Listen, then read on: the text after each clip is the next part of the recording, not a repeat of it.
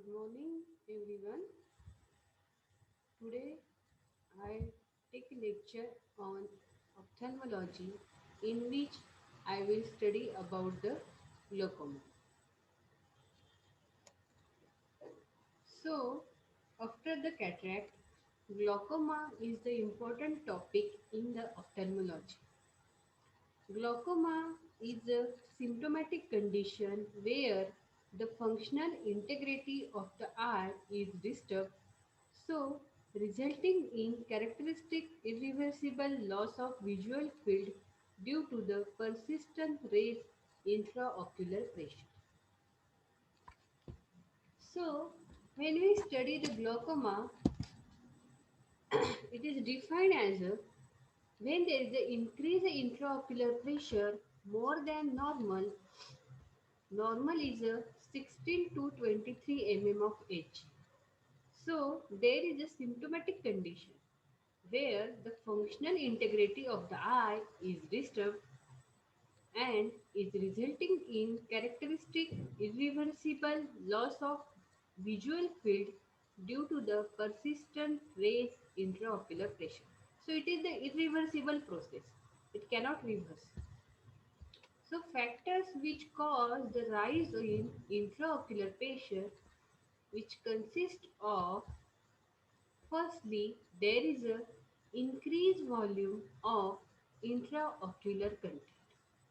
Indeed, where there is an increased quantity of aqueous humor due to increased production or reduction in outflow, and when there is an increased blood volume due to increased arterial and capillary blood flow or decreased venous outflow.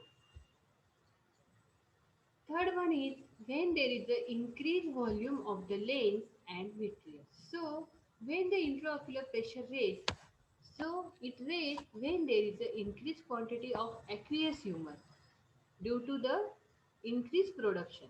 When there is a production increase, the quantity of aqueous humor is obviously increased. And when there is a reduced outflow, so outflow when reduced, then it is also increases the quantity of aqueous humor.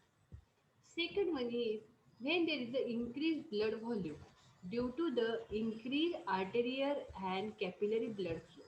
So blood volume is increases. Why it increases? That it is due to the arterial and capillary blood flow increase. So the blood volume is increased and there is a decreased venous outflow. So venous outflow is decreased and arterial and capillary blood flow is increased. So it causes a increased blood volume which leads to the increased intraocular pressure. And third one is when there is an increased volume of the lens and vitreous. So when there is a volume of a lens and vitreous is increased, then there is a increased intraocular pressure which leads to the irreversible loss of visual field, that is the glaucoma.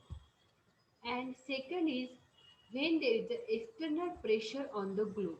So when there is an external pressure on the globe which also leads to the glaucoma due to the increased intraocular pressure.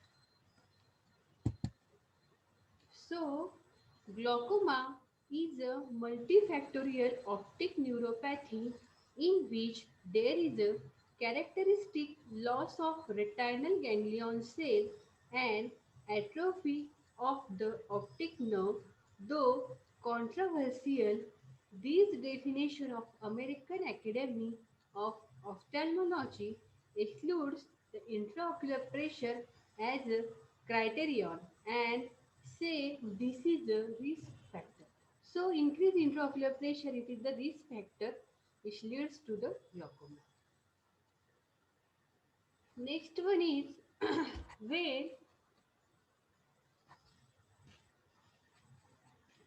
we see next topic in this that there is a classification of glaucoma.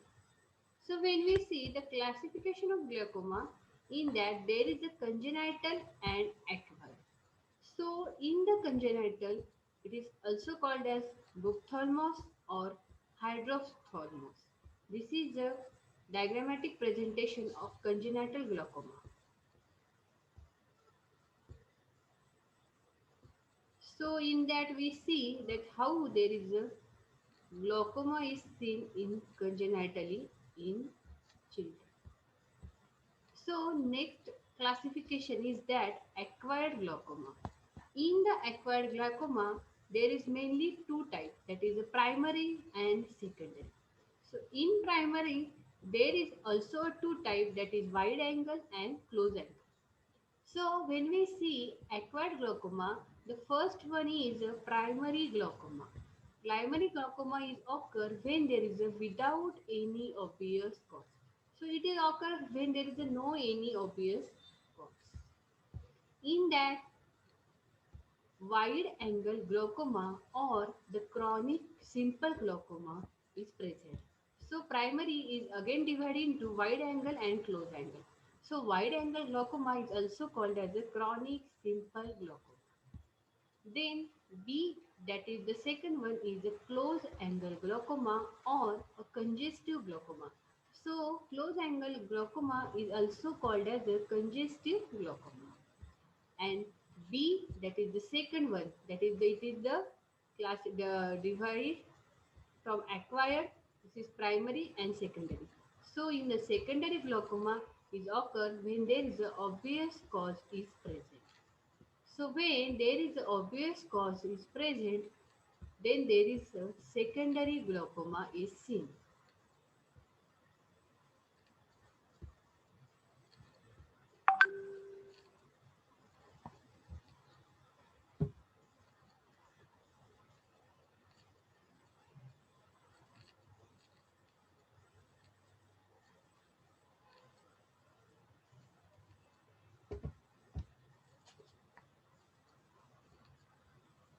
So primary glaucoma is occur due to the primary congenital developmental anomaly at the angle, and secondary it is associated with the other ocular or systemic disorder.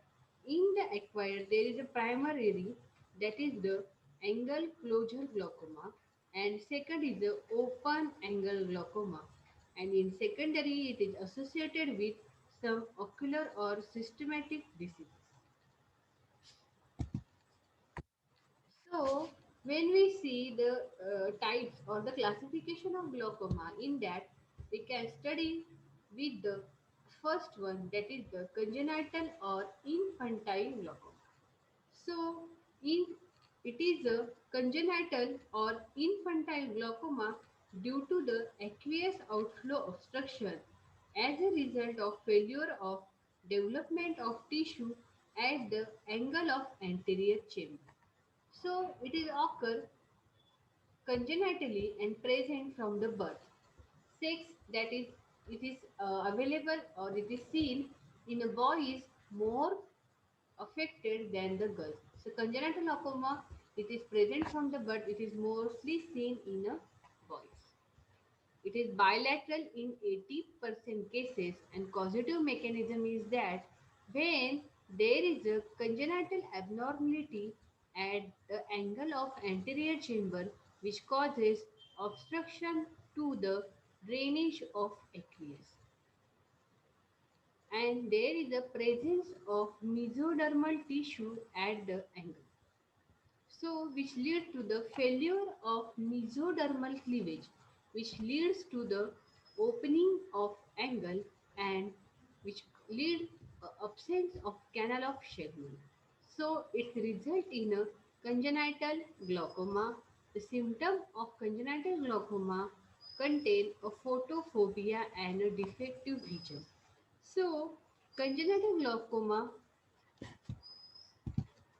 is seen when there is a aqueous outflow obstruction, aqueous outflow obstructed, and which leads to or which results to a failure of the development of tissue at the angle of anterior chamber. So when there is an obstruction of aqueous outflow, then which lead to a failure of development of tissue at the angle of anterior chamber. So which leads to the congenital glaucoma, which is present mostly in boys, and which is seen bilaterally mostly in 80% cases, and the symptoms are photophobia and defective vision.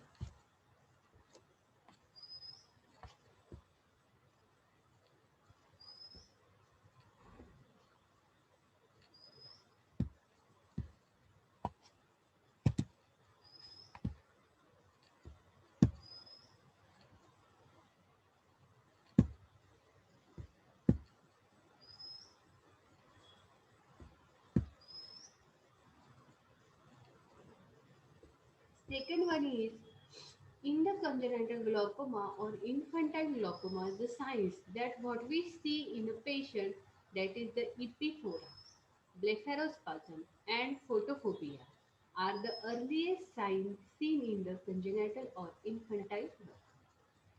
So, they may be present weeks before corneal haziness, and these signs are due to the irritation caused by the slight edema on the cornea.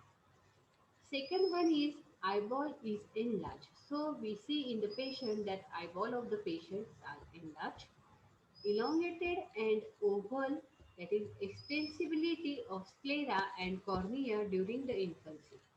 So in the infant, we can see the eyeball are enlarged. There is an elongated and oval shaped eyeball. And third one is the enlarged eyeball gives a false impression of the proptosis, that is the eyes on an ophthalmos. So congenital glaucoma, in that we can see the signs like epiphora, blepharospasm, photophobia is the earliest sign, and eyeball is enlarged. And third one is there is enlarged eyeball gives a false impression of the proptosis. But this is not proptosis. This is a false impression of proptosis. This is really, in reality, there is a congenital glaucoma.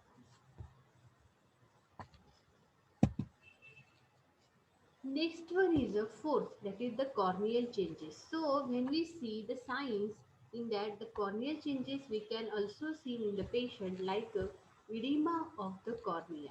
So there is a edema of cornea with the haziness and enlargement of cornea along with the enlargement of the eyeball.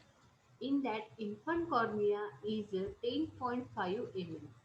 So when it is more than 12 mm, then it is a diagnostic. And when it is more than 14 mm, then it is a poor prognosis of infant and tears in the descent membrane.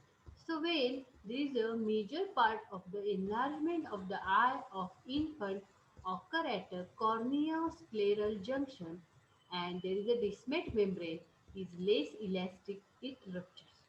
So descent membrane is a less elastic and major part of the enlargement of the eye of infant occur at the corneoscleral junction. So descent membrane rupture and there is a tears in the descent membrane. Fifth one is when sclera become thin due to the stretching. So we can see in this patient the sclera become thin due to the stretching. So there is a stretching of the eyeball which leads to the thinning of the sclera. Then sixth one is when lens become flat due to the stretching of suspensory ligament. So in that lens become flat due to the stretching of suspensory ligament and there is an increased intraocular pressure. So when we see the congenital glaucoma, in that we firstly see the epiphora, blepharospasm and photophobia. This is earliest sign. Then eyeball is enlarged. Third one is there is an enlarged eyeball give a false impression of proptosis, but this is not. This is a false impression. So we can keep it in mind. Fourth one is that there is corneal changes, that edema on the cornea with the haziness. There is enlargement of a cornea, that infant cornea when it is more than 12 mm, that is the diagnostic, and if more than 14 mm, then there is a poor prognosis. Then in that there is a tears in descent membrane due to the rupture of descent membrane. Then fifth is a sclera thinning. Sixth one is the lens become flat and seventh is the increase in intraocular pressure. So these are the signs where which we can see in the congenital glaucoma. So, when we can see a diagnosis, so how we can diagnose that it is a congenital or infantile glaucoma, then we can see in that when there is an enlarged eyeball with the increased intraocular pressure in the child and there is a edema of the cornea. So when there is a edema of the cornea with the enlarged eyeball with the increased intraocular pressure in the child, it can be diagnosed as a congenital or infantile glaucoma. Then there is the course and prognosis. So when we can study about the course, in some cases rapid fall of vision may occur, particularly after the puberty. And if not treated in time, it can lead to absolute glaucoma. So, when it is not treated in time, it leads to the absolute glaucoma. So, it is the irreversible process which cannot reverse and which leads to the absolute glaucoma. So, next type is acquired glaucoma. In the acquired glaucoma, we see that there is a primary or a wide angle glaucoma, secondary glaucoma, and in the primary there is a wide angle or the chronic simple glaucoma. That what we study in that in acquired there is the secondary primary that is the without any obvious cause, secondary that it is a obvious cause is present, and in the primary there is a wide angle and close angle. Wide that is the chronic simple glaucoma and close that is the congestive glaucoma. So next one is the acquired glaucoma. So when we can study about the acquired glaucoma, in that firstly we will study about the primary wide angle glaucoma.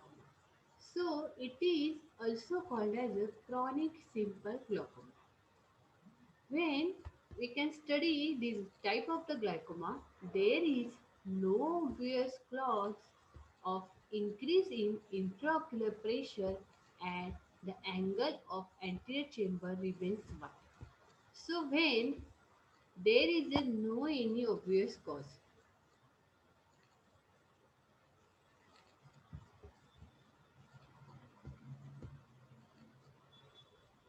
with the increased intraocular pressure and the angle of anterior chamber remains wide. So when there is a angle of anterior chamber remains wide, then we can see there is a no obvious cause of increased intraocular pressure which lead to the chronic simple glaucoma. So etiology of this that it is mostly seen in the middle aged persons in the elderly person and it is usually bilateral. So it is seen bilateral and common in high degree myopia. So it is mostly seen with the common in high degree myopia. When there is a high degree myopia, we can see there is a chronic simple or the primary wide angle glaucoma. Interference with aqueous outflow by the changes in the trabeculae and Sherman canal. So when there is an interference with aqueous outflow by the changes in trabeculae and Sherman's canal.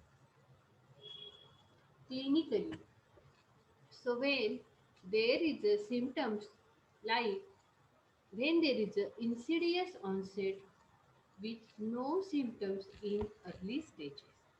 There is a mild headache with the mild pain in the eye. And there is a presbyopic glasses which need to be changed frequently due to the weak accommodation and gradual dimness of the central vision.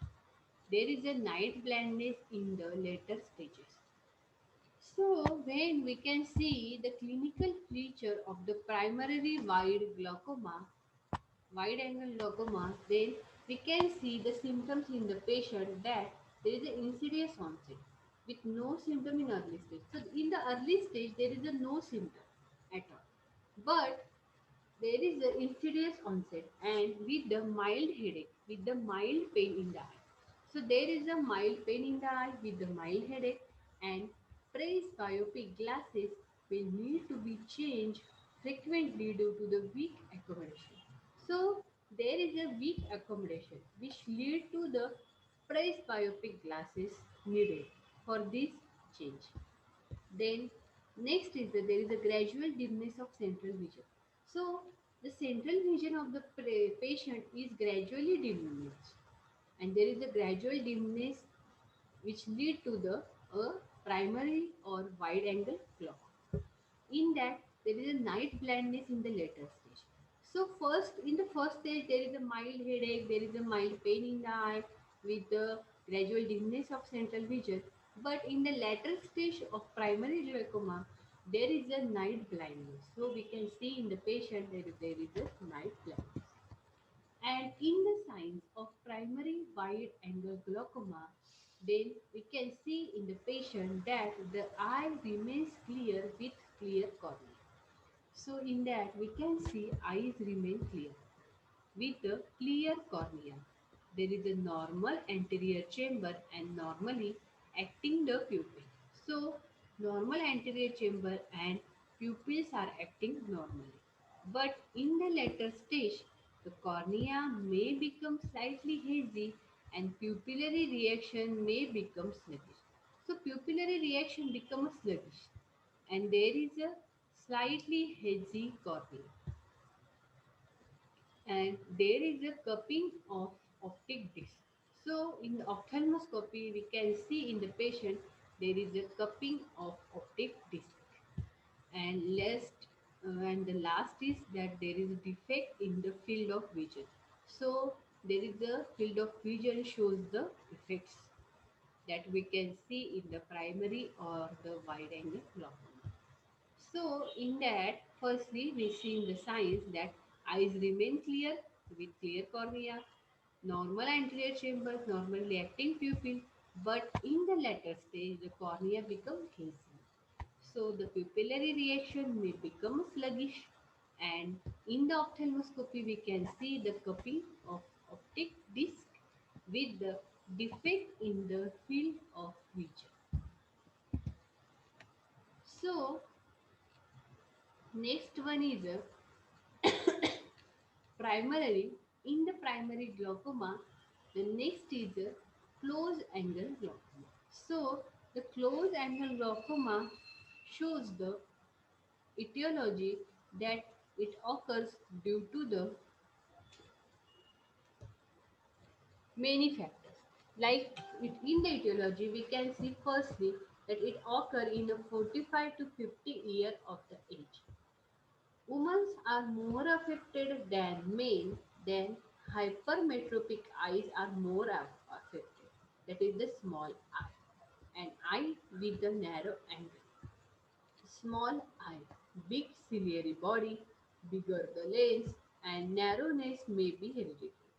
So, when we can see the etiology of primary in that a close angle glaucoma, it occurs mostly in the 45 to 50-year age, and women are more affected than men when there is a small eye, that is the hypermetropic eye, is more of. Then eye with a narrow angle, and there is a small eye with a big ciliary body, and there is a bigger lens. With the narrowness, it may be a hereditary. So, in the mechanism of the closure of a narrow angle, then we can see how the closed angle glaucoma is occurred. So, firstly, there is a dilatation of the pupil. So, atropine should not be used in these cases. Then there is a relative pupillary block and large lens and shallow anterior chamber. So, firstly, there is a pupil are dilated and atropine is strictly should not use in these cases with the relative pupillary block with the large lens and shallow anterior chamber.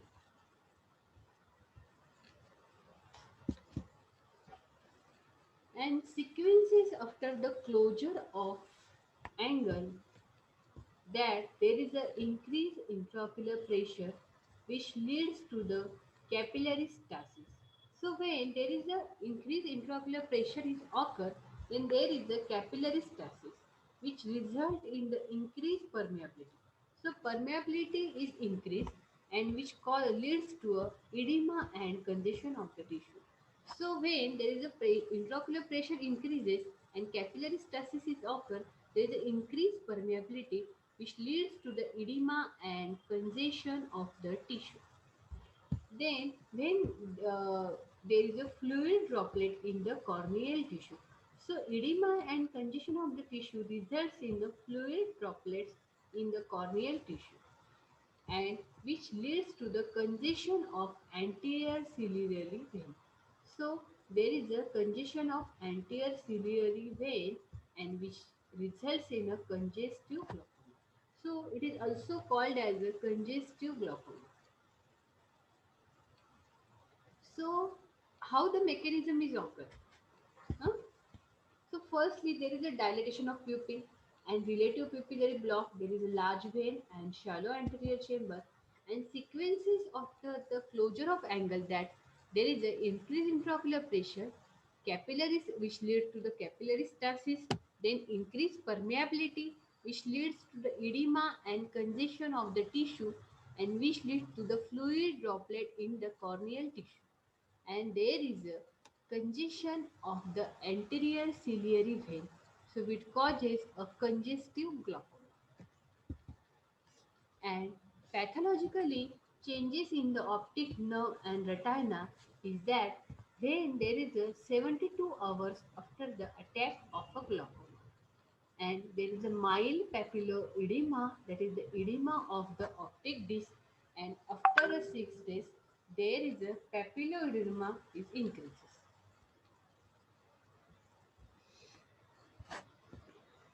which leads to the cupping of the disc. So when there is a pathological changes in the optic nerve and retina, though the 72 hours after the attack of glaucoma, there is a mild papilloma. So there is a edema of the optic disc and after a 6 days, papilloedema is increased. So it requires a 6 day gap. So in the 6 days, papilloedema increases and which leads to the disintegration of nerve fiber. So nerve fibers are disintegrated and there is a papilloedema is decreases and which leads to finally there is a cupping of optic. So the clinical course of the primary close angle glaucoma is that firstly there is a prodromal stage. So in the prodromal stage we can see there is an occasional blurring of vision, mild headache, then mild congestion and cornea is slightly edematous.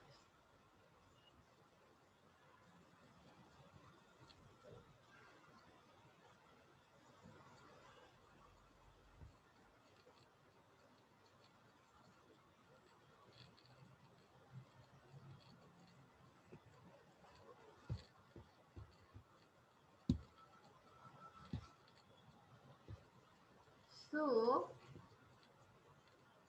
in the prodromal stage, we can learn that there is a occasional blurring of vision. The vision is occasional blurring, and there is a mild headache with the mild congestion, and cornea is slightly edematous. And in second one, that is the phase of constant instability, in that the attack become more regular. So this in this there is an attack become more regular and tension may be very much increased, particularly at the evening, and tension come to the normal quickly or on the sleeping. So there is the attack become more regular and tension may be very much increased, particularly at the evening. So at the evening the tension is increased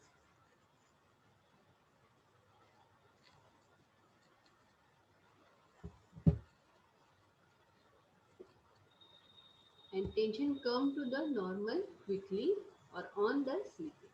So on the sleeping, tension come normal and quickly after the evening.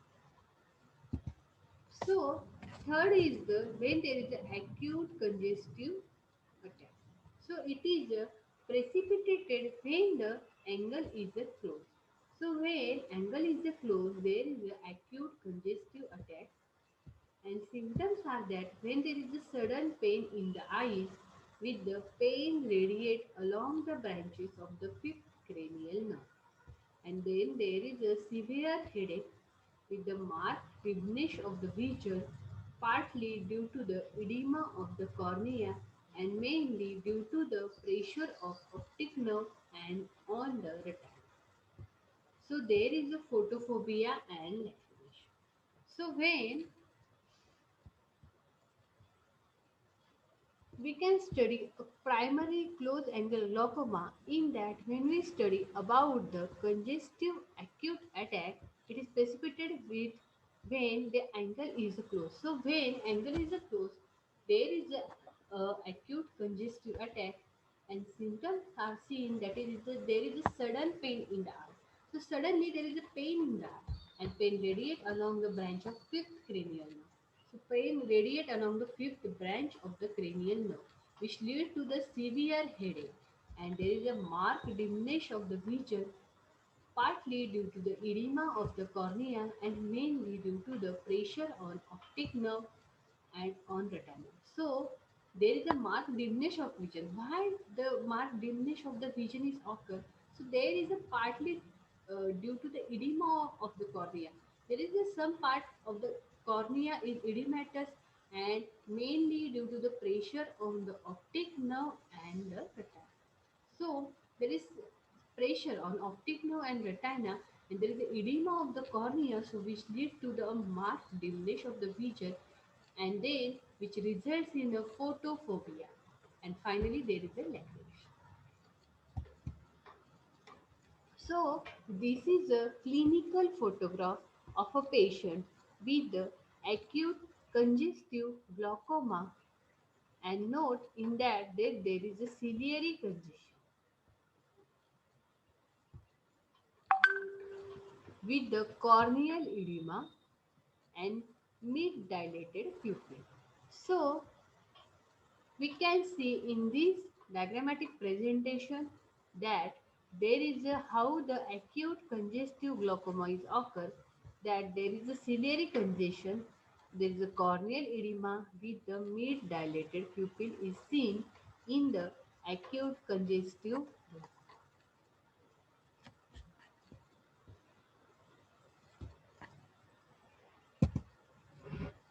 So in the sign there what we seen in the patient that there is a edema of the lid. So there is a edema of the lid and there is a congestion of conjunctiva and the cornea becomes insensitive. So there is a shallow anterior chamber. Pupils are moderately dilated, vertically oval, and the reaction to the light is abolished. So there is a discolor iris and intraocular pressure is markedly raised with the tenderness of the eyeball. And the general symptoms are that there is a vomiting with the prostration and rise in body temperature, that is the fever. So when we see a signs, signs are the condition that what we see in the patient. So what we see in the patient that there is edema of the eyelid. The eyelid is become edematous. There is a congestion of conjunctiva. Conjunctiva is congested. The cornea become insensitive. Cornea is become insensitive. That is, it is not sensitive to touch, to the pressure, and the shallow the anterior chamber. The anterior chamber become a shallow and pupil are moderately dilated, so which lead to the dilatation of the pupil and vertically oval and reaction to light is abolished. So reaction of a pupil to the light is abolished and there is pupils become a dilated and it is vertically oval pupil, that is it is oval shaped pupil.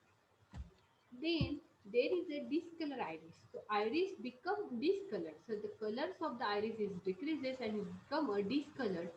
So there is an intraocular pressure with the markedly raised with the tenderness of the eyeball. So there is a tenderness, there is a marked tenderness of the eyeball due to the intraocular pressure is raised. And next is that is the what is the general symptom? Generally, the patient shows that there is a vomiting with the prostration and with the rise in the temperature. So, vomiting, prostration with the fever is the general symptom of this acute congestive attack in the primarily closed angle glaucoma. So, the termination of acute congestive attack. So, how it terminates? That if the tension is not controlled by the medicine. So, this tension is not controlled by the medicine or by surgery. Then there is the blindness due to the pressure atrophy of the nerve fiber of the retina. So, when if the tension is not controlled by medicine, by surgery, then there is a blindness. So, this blindness is due to the pressure atrophy of the nerve fiber of the retina. And there is a spontaneous improvement can occur and pain are subsided and tension is lower, so vision is improved. So, when there is a spontaneous improvement can occur, the pain is subsided and tension become lower, so vision can be improved when there is a spontaneous improvement. So, there are two types of the termination. Firstly, when tension is not controlled by medicine surgery, then there is a blindness. And second is that when there is a spontaneous improvement, then the pain subsided and vision improved.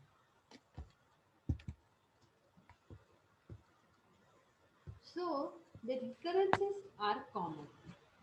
In that cases, in such a patient, that recurrences are the common with the every attack. So, with the every attack, recurrences are common. There is a further lowering of vision and permanent adhesion of the root of iris to the inner surface of the cornea. So there is a peripheral anterior synechia, and these anterior synechia start at the upper part of the angle and then spread around the periphery. So, when three-quarter of circumference of iris is attached to the cornea, it is called as a chronic congestive glaucoma. So, in chronic congestive glaucoma, recurrences are common. So, there is a lowering of a vision and which lead to the permanent adhesion of the root of iris to the inner surface of cornea and which lead to the peripheral anterior synechia, and these anterior synechia start at the upper part of the angle. So it start at the upper part of the angle and then it spread to the periphery. So it is start from the upper angle and then it is spread. So it is spread to the periphery, and when the three